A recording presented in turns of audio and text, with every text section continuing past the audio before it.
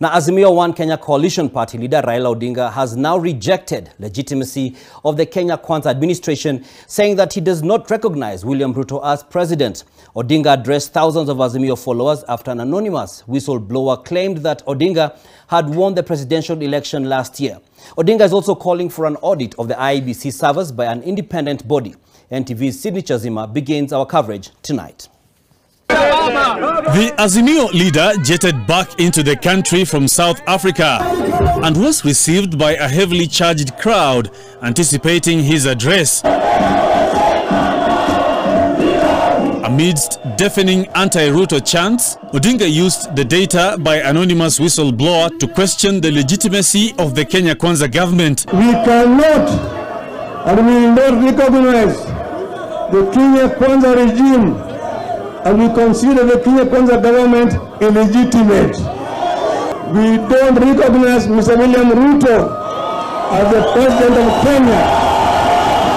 Odinga claiming that the electoral body and the Supreme Court were part of a larger scheme to deny him victory at the ballot. The IEBC and the Supreme Court were central to the rigging of the 2022 elections.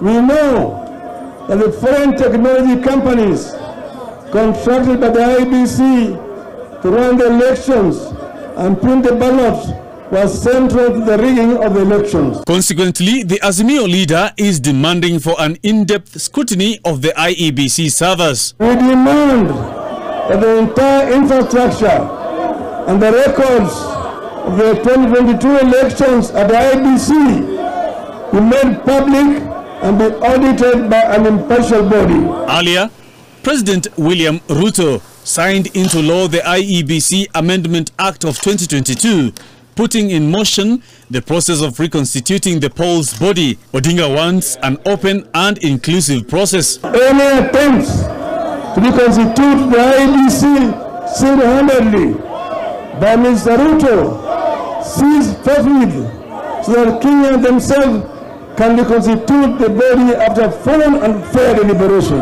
Ruto and his deputy Gachagua have hit out at Odinga over what they termed as using demonstrations to force Kenya Kwanza to share power with the opposition. Wameitisha mimi ati yeye jamaa ni watu ambao wanapenda mambo ya kufanya maandamano, ati wanataka handshake, sijui nini.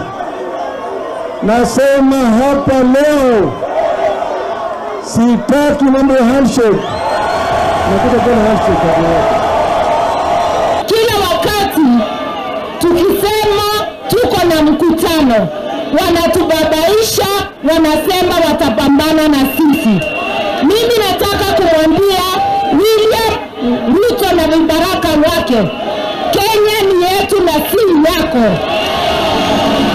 There can be no peace without justice.